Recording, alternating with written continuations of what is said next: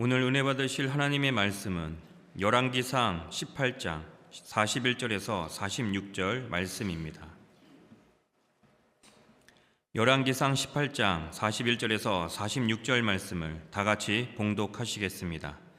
엘리야가 아합에게 이르되 올라가서 먹고 마시소서. 큰 비 소리가 있나이다. 아합이 먹고 마시러 올라가니라. 엘리야가 갈멜산 꼭대기로 올라가서 땅에 꿇어 엎드려 그의 얼굴을 무릎 사이에 넣고 그의 사안에게 이르되 올라가 바다 쪽을 바라보라. 그가 올라가 바라보고 말하되 아무것도 없나이다 이르되 7번까지 다시 가라. 7번째에 이르러서는 그가 말하되 바다에서 사람의 손만한 작은 구름이 일어나나이다 이르되 올라가 아합에게 말하기를 비에 막히지 아니하도록 마차를 갖추고 내려가소서 하라 하니라. 조금 후에 구름과 바람이 일어나서 하늘이 캄캄해지며 큰 비가 내리는지라. 아합이 마차를 타고 이스라엘로 가니 야훼의 능력이 엘리야에게 임하매 그가 허리를 동이고 이스라엘로 들어가는 곳까지 아합 앞에서 달려갔더라. 아멘. 저는 오늘 우리가 함께 봉독한 말씀을 가지고 비를 내리게 하는 기도라는 제목으로 은혜를 나누도록 하겠습니다. 한번 따라해 보겠습니다. 비를 내리게 하는 기도. 여러분, 엘리야 하면은 가장 먼저 떠오르는 것이 무엇입니까? 또 엘리야의 삶에서 결정적인 사건은 무엇이라고 생각하십니까? 아마도 많은 분들이 갈멜산에서의 영적인 전투와 불로 응답하신 하나님을 떠올리실 것입니다. 여러분, 이 기적적인 사건은 엘리야의 삶에서도 중요한 순간임이 틀림없습니다. 하지만 우리가 다시 생각해 보면은 하늘에서 불이 내린 것보다 더 엄청난 사건이 이전에 있었습니다. 그것이 뭐냐면은 죽었던 사람이 다시 살아난 사건이 바로 그것입니다. 열왕기상 17장에는 사르밧 가브의 아들이 죽음에서 다시 살아난 이야기가 기록되어 있습니다. 여러분, 지금 엘리야는 엄청난 기적을 경험한 거예요. 그 전에 한 번도 죽은 자가 다시 살아났다는 말을 들어본 적이 없습니다. 에녹은 죽음을 보지 않고 하늘로 승천했지만 그가 죽었다 다시 살아난 것은 아니었어요. 여러분,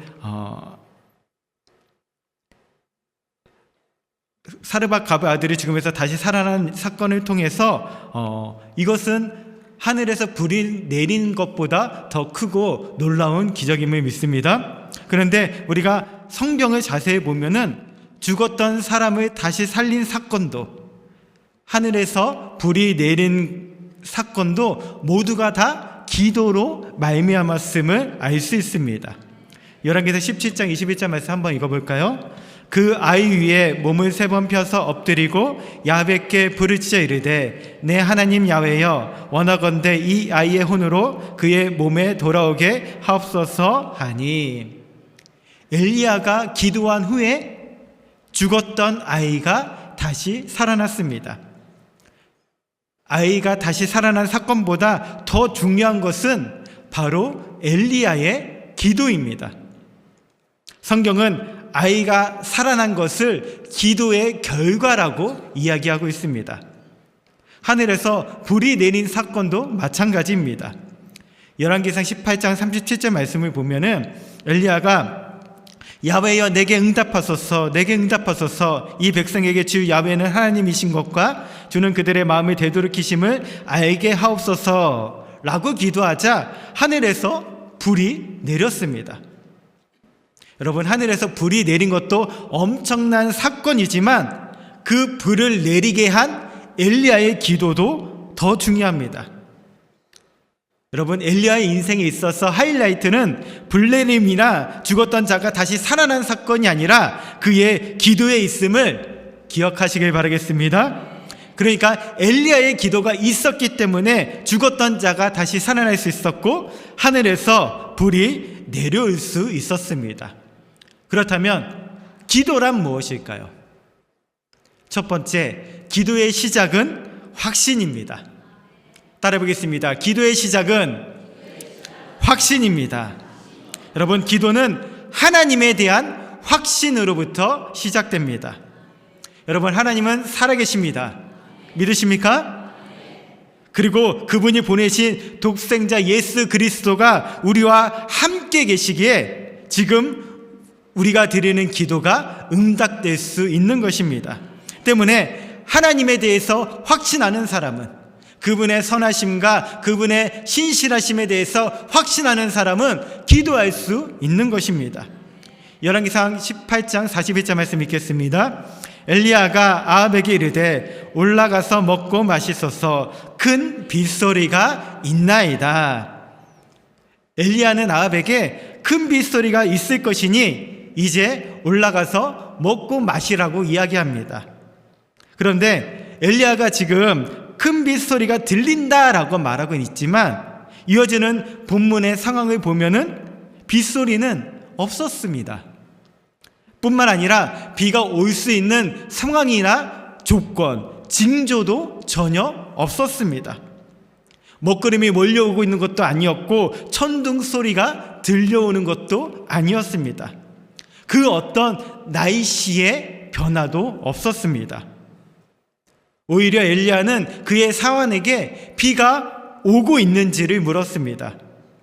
그리고 그 사환은 비가 올 기미가 보이지 않습니다 라고 말했습니다. 분명 엘리야는 아합에게 큰 빗소리가 들릴 것이라고 말했지만 실제로는 어땠다라는 거예요? 비가 올 만한 상황과 조건이 전혀 아니었다라는 것입니다. 여기서 말하는 큰 빗소리는 물리적인 빗소리만을 말하지 않습니다. 이것은 앞서 하나님이 엘리야에게 주셨던 말씀에 대한 믿음의 표현이며 그 말씀에 대한 확고한 고백이자 하나님의 말씀대로 이루어질 것을 신뢰하는 신앙의 행위였습니다. 열왕기상 18장 1절 말씀 읽어보겠습니다. 많은 날이 지나고 제3년에 야훼의 말씀이 엘리야에게 임하여 이르시되 너는 가서 아합에게 보이라. 내가 비를 지면에 내리리라. 갈멜산에 불내림이 있기 전에 앞서 하나님의 말씀이 임했기에 비가 올 환경이든 아니든 엘리야는 확신했던 것입니다. 기도는 이처럼 확신에서부터 시작됩니다. 여러분, 신앙의 삶이란 하나님에 대한 절대적인 확신을 갖는 것입니다. 우리들의 조건과 상황과 계산에 따라 움직이는 것이 아닙니다. 하나님께서 말씀하셨기에, 다시 한번 말씀드리겠습니다. 하나님께서 말씀하셨기 때문에 그 말씀을 신뢰하는 삶이 바로 우리 그리스도인들의 삶인 줄 믿습니다. 야고보서 4장 2절에서 3절 말씀입니다. 너희는 욕심을 내어도 얻지 못하여 살인하며 시기하여도 능히 취하지 못함으로 다투고 싸우는도다. 너희가 얻지 못함은 구하지 아니하기 때문이요 구하여도 받지 못함은 정욕으로 쓰려고 잘못 구하기 때문이라. 야고보서는 마음의 소원이 있어도 얻지 못하고 수단과 방법을 가리지 않고 열정을 다해도 얻어내지 못하는 상황을 우리들에게 이야기하고 있습니다. 그것은 바로 기도의 부재입니다. 우리가 기도하지 않는 이유는 하나님에 대한 확신이 없기 때문입니다. 또 하나님께 구하여도 받지 못함은 기도의 부재뿐만이 아니라 정욕으로 쓰려고 잘못 구하기 때문입니다. 이는 하나님의 약속을 신뢰하지 않고 자기 계산대로 구하는 것과 같습니다. 기도에는 절대적인 필수 요소가 있습니다. 첫 번째로는 하나님의 말씀이 있어야 됩니다. 둘째로 그 하나님의 말씀에 대한 확신이 있어야 됩니다. 그리고 확신에 멈춰 있어서는 안 돼요. 그 확신을 가지고 기도에 임해야 하는 것입니다. 확신을 가지고 있지만 우리가 기도하지 않는다면 그 기도는 온전히 이루어지지 않습니다. 믿기는 하지만 기도하지 않는다면 그 확신에 대한 행위가 없는 것입니다. 그렇다면 여기서 우리는 이런 의문이 생길 수 있습니다. 하나님께서 큰 비를 내리시겠다고 약속하셨다면 비는 자연스럽게 내릴 텐데 왜 기도가 필요한 걸까요? 전능하신 하나님은 우리가 구하지 않아도 그냥 주시면 되는데 왜 기도를 요구하시는 걸까요? 차라리 기도하지 않는 것이 어떤 부분에 있어서는 더 믿음이 좋아 보이지는 않으십니까? 간혹 어떤 성도님들은 저에게 이렇게 반문할 때가 있습니다. 목사님, 하나님의 때가 되면은 다 해결해 주실 거예요. 하나님이 다 알고 계시니까 무조건 들어주실 것입니다. 이렇게 말하면서 기도하지 않는 성도님들이 우리 교회는 말고요, 옆에 교회에는 있는 것 같습니다.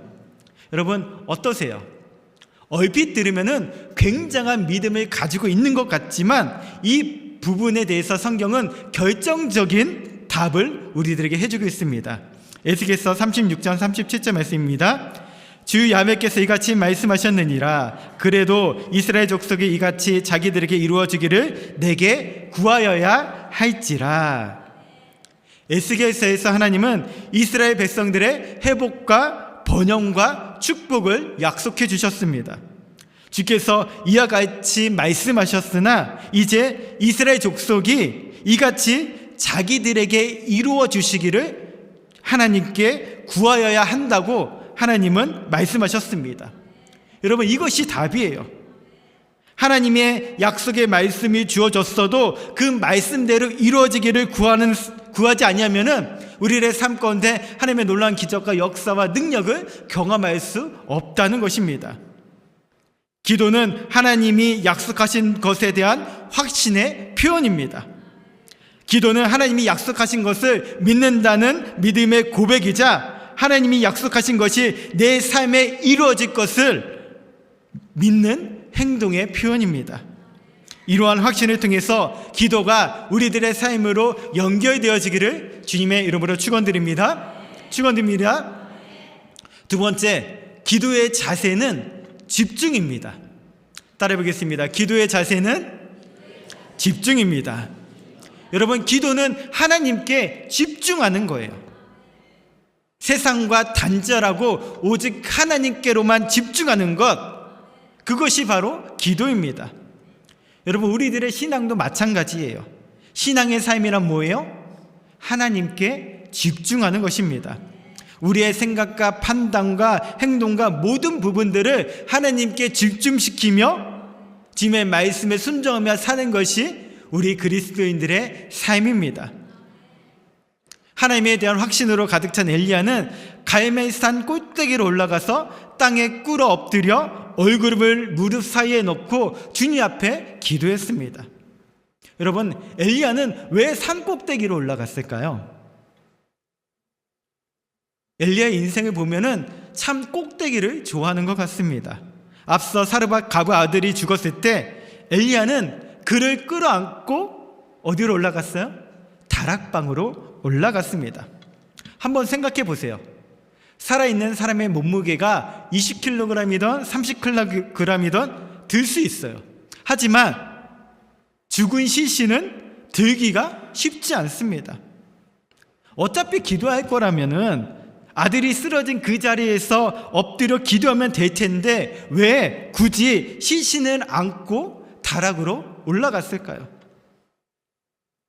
기도는 꼭대기에서 해야 하는 것이기에 엘리야가 꼭대기로 다락방으로 올라간 것일까요? 여러분, 꼭대기가 의미하는 것은 골방입니다. 이것은 하나님께로의 집중을 말합니다. 마태복음 6장에는 예수님의 제자들에게 기도를 가르치시는 장면이 나옵니다.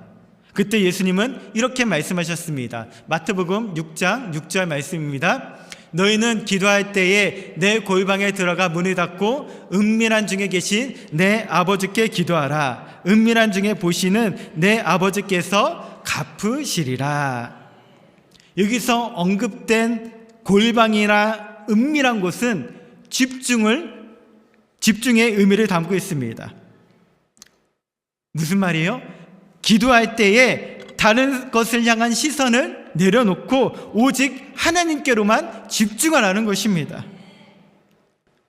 마가복음 6장 5절 말씀입니다. 또 너희는 기도할 때에 외식하는 자와 같이 하지 말라. 그들은 사람에게 보이려고 회당과 큰 거리 어귀에 서서 기도하기를 좋아하느니라. 내가 진실로 너에게 이르노니 그들은 자기 상을 이미 받았느니라. 마태복음 6장 6절의 배경이 되는 5절의 말씀은 바리새인들에게 주신 예수님의 말씀입니다. 바리새인들은 늘 하나님이 아닌 사람을 의식했습니다. 그래서 어느 곳에 사람이 가장 많이 왕래하는가, 어디가 넓은 거리인가, 언제쯤 사람이 오는가를 보았다가 사람이 많이 붐비는 시간과 장소에서 손을 들고 기도했습니다. 그들은 사람의 주목을 받고자 한 것입니다. 그래서 예수님은 그들의 기도를 부정하셨어요. 우리 그리스도인들의 삶이란 무엇이냐면은 우리의 생각과 정신과 마음과 행동 그리고 육체까지 모두가 다 하나님께로 집중하는 것입니다. 여러분, 엘리야가 산 꼭대기로 올라간 이유는 분명합니다. 지금 산 아래의 현장은 참과 거짓이 뒤엉켜 소란스러운 곳이기 때문입니다.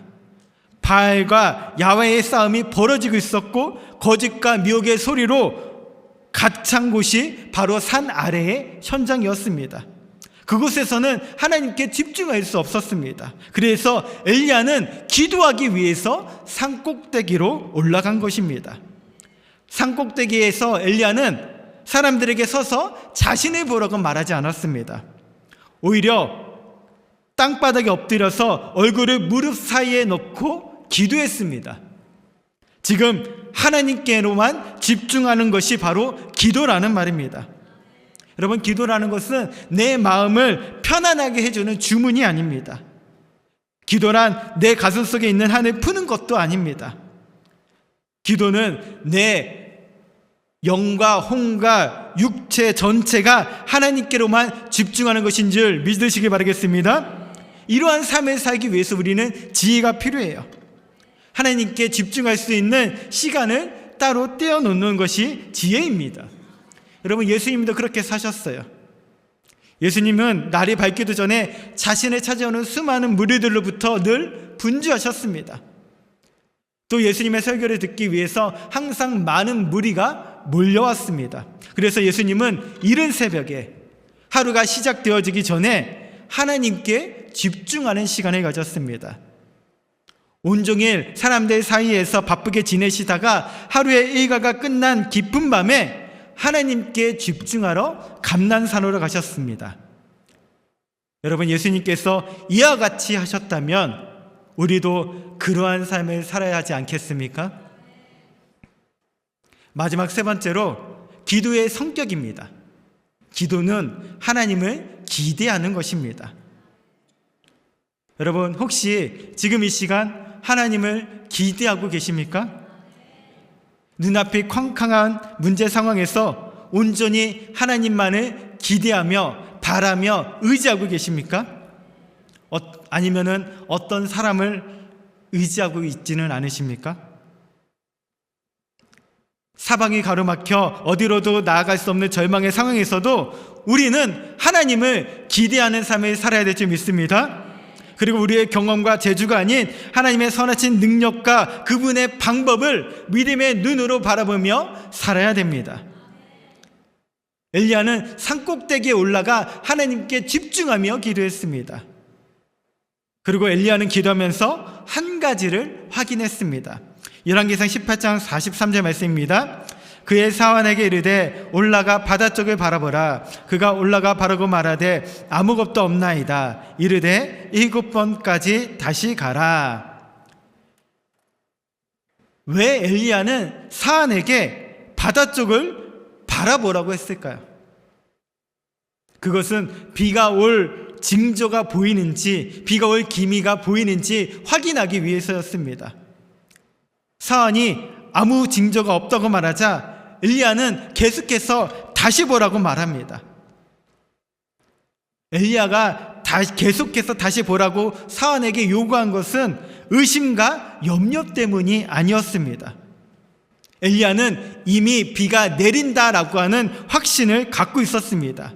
그 확신으로 비가 올 것을 기대하며 기다리고 있었기에 사안에게 바다 쪽을 바라보라고 한 것입니다.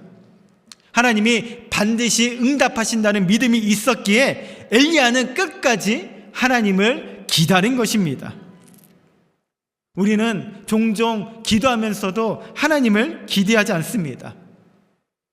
사도행전 12장을 보면은 초대교회 성도들은 야고보의 순교로 인해서 극심한 불안과 두려움에 사로잡힙니다. 그들에게 있어서 불안과 두려움은 당연한 것이었어요. 왜냐하면 그들의 지도자를 잃었기 때문이고 또 초대교회의 핍박이 심했기 때문입니다. 그런데 그런 상황에서 베드로까지 잡혀서 투옥됩니다. 얼마나 놀랐겠습니까? 그때 그들은 함께 모여 기도합니다. 베드로의 석방을 위해서 하나님께 간절히 부르짖어 기도합니다. 그때 그들의 기도를 들으시고 천사를 보내 옥문을 열고 하나님께서는 베드로를 석방시켜 주십니다. 베드로는 그들이 기도하고 있는 집으로 돌아옵니다. 대문을 두드리자 로데라고 하는 여자아이 하나가 나와서 문을 열어줍니다. 감옥에 있어야 할 베드로가 문 앞에 서 있는 것을 본 여자아이는 놀라서 방으로 달려 들어가서는 기도하는 사람들에게 소리칩니다. 베드로가 대문 밖에 서 있습니다. 그때 베드로의 석방을 위해서 기도했던 이들의 반응을 한번 보시겠습니다. 사도행전 12장 15절 말씀입니다. 그들이 말하되 내가 미쳤다 하나. 여러분, 베드로를 보고 베드로가 왔다고 말한 여자아이가 제정신이 아닌 걸까요?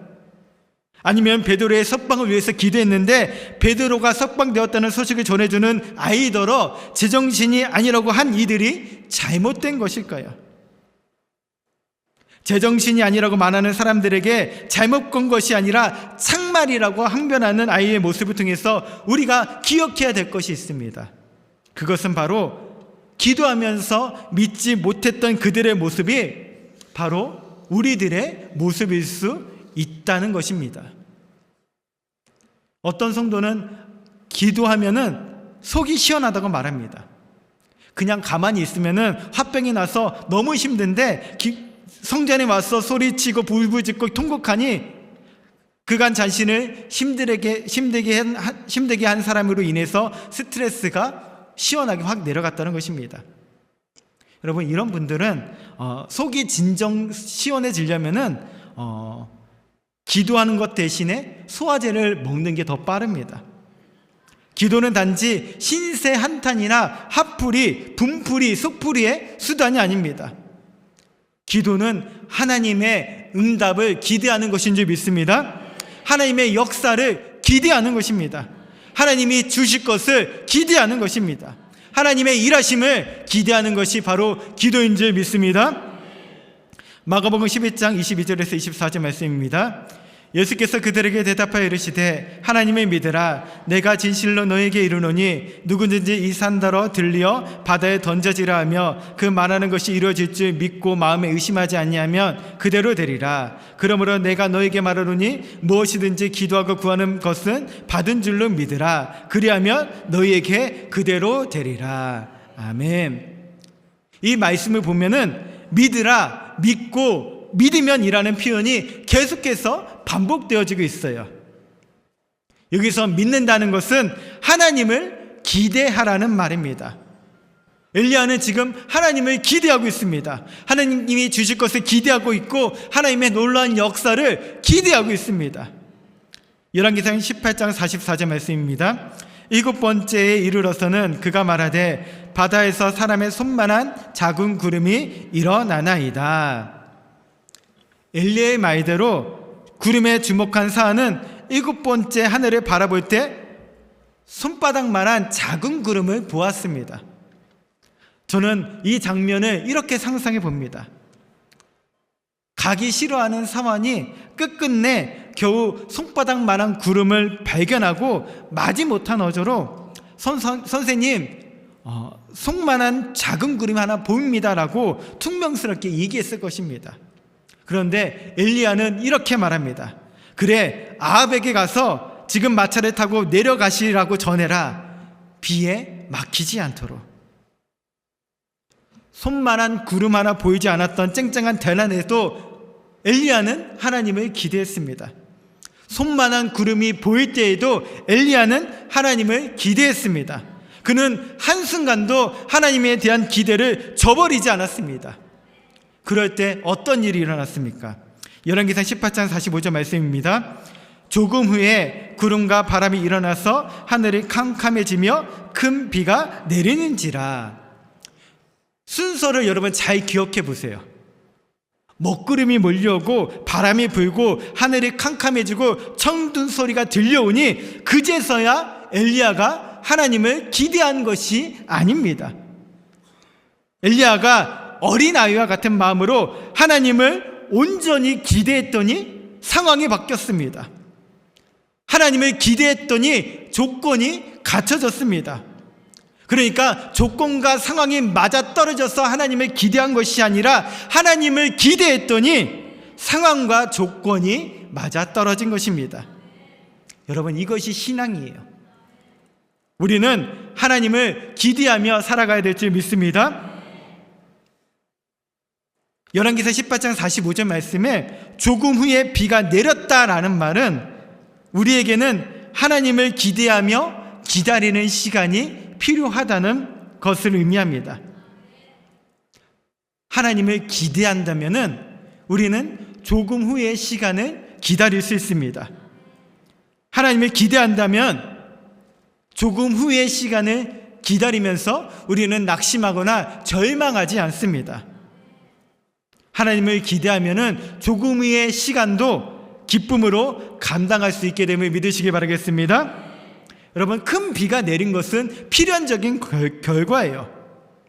기대가 상황을 만들었고 기대가 조건을 만들었으며 그 기대가 만들어낸 상황과 조건으로 인한 당연한 결과입니다. 여러분, 우리의 지금까지 인생을 한번 되돌아보시기를 바라겠습니다.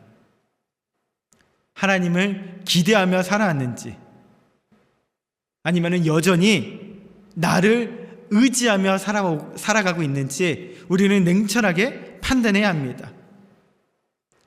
이른 아침에 눈을 뜨며 하나님이 기적처럼 주신 오늘이라는 선물을 아무런 생각 없이, 아무런 감동 없이 맞이하지 말아야 합니다.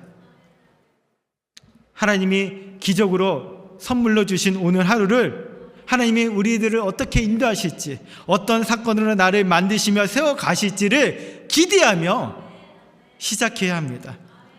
우리가 매 순간을 하나님을 기대하며 살아간다면 사는 날에 따라서 능력으로 충만케 되어질 줄 믿습니다. 하나님이 기대하지 않으면 우리는 아무것도 시도할 수 없고 아무것도 경험할 수 없습니다. 이 시간 하나님을 기대하며 하나님을 위해 기도하는 삶을 살아가는 저와 여러분들 되시기를 주님의 이름으로 축원드립니다. 축원드립니다. 우리 시간 함께 찬양하며 기도하도록 하겠습니다.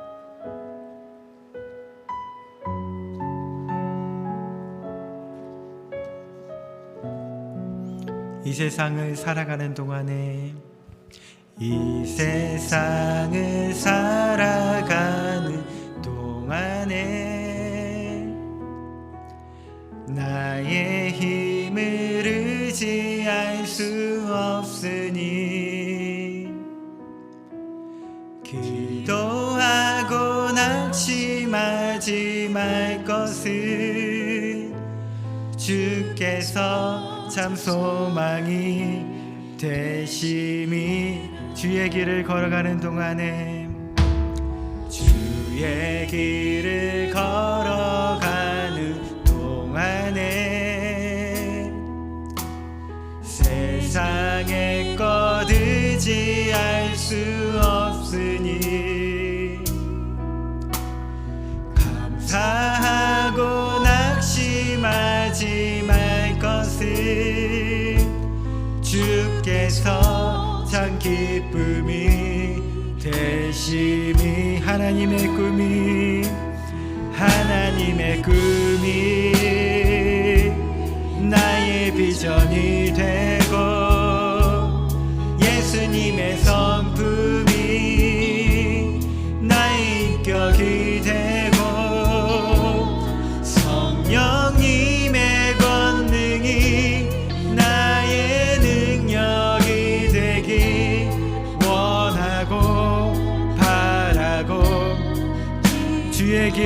걸어가는 동안에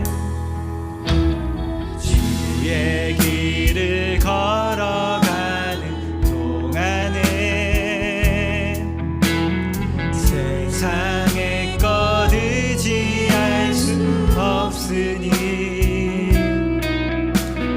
감사하고 낙심하지 말 것은 주께서 참 기쁨이 되신 하나님의 꿈이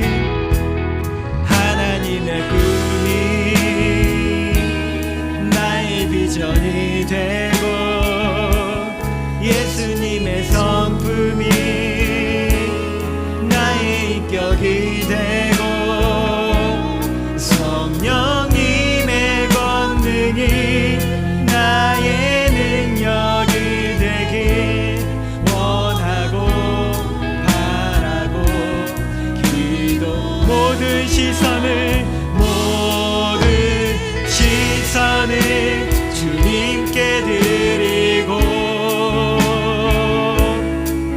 살아계신 하나님을 느낄 때 내 삶은 주의 역사가 되고 하나님이 일하기 모든 시선을 주님께 드리고 모든 시선을 주님께 드리고 전능하신 하나님을 느낄 때 세상은 주의 영화가 되고 하나님이 일하기 시작하네. 우리 시간 함께 기도하도록 하겠습니다. 여러분, 지금까지 우리의 예배를 한번 되돌아보시기를 바라겠습니다. 하나님에 대한 갈급함이나 기도의 응답에 대한 확신 없이 형식적으로 예배하고 형식적으로 기도하지는 않으셨습니까? 성경은 엘리야가 위대하다는 점을 우리들에게 말하고 있지 않습니다. 엘리야의 삶을 본받아 우리도 기도의 사람으로 살아갈 것을 가르치고 있습니다. 야고보 사도가 가르친 대로 엘리야는 우리와 성정이 같은 사람이었습니다. 엘리야가 기도를 통해서 불가능한 일을 가능케 했다면 우리도 기도를 통해서 그러한 삶을 살아야 됩니다. 여러분, 엘리야의 기도의 특징은 간절히 부르짖는 기도였어요. 엘리야는 갈멜산에서 불을 내리고 비를 내려달라는 간절한 기도를 주님 앞에 드렸습니다. 사르밧 가부의 아들을 다시 살리기 위해서라도 간절히 주님 앞에 부르짖어 기도했습니다. 그런데 오늘날 우리들의 기도는 어떻습니까? 형식적으로 하나님에 대한 기도 없이 기도하고 있지는 않으십니까? 이 시간 우리들의 기도가 다시금 회복되어지기를 간절히 소망합니다. 주를 향한 열정으로 주님의 기도함으로 간절히 부르짖어 기도하는 우리 일산수목 영석교회 모든 성도님들이 되기를 간절히 소망합니다. 이 시간 기도하실 때 주를 향한 확신을 갖게 하여 주시옵소서. 주님께서는 살아계시고 하나님의 때 하나님의 방법으로 우리의 삶 가운데 역사하여 주실 것입니다. 우리들의 간구함을 응답하여 주실 것입니다. 그 주님의 기도함으로 그 주님의 소망함으로 이 시간 부르짖어 기도할 때에 성령의 충만함을 경험하게 하여 주시옵시고 주님이 아니면 말로 설명할 수 없는 크고 놀라운 일들을 경험하게 하여 주시옵시며 간절히 부르짖는 기도를 통하여서 내 삶에 무너진 것들이 다시금 회복되어지는 기적의 역사가 있게 해달라고 우리 시간 다 같이 주여 삼차하며 부르짖어 기도하도록 하겠습니다.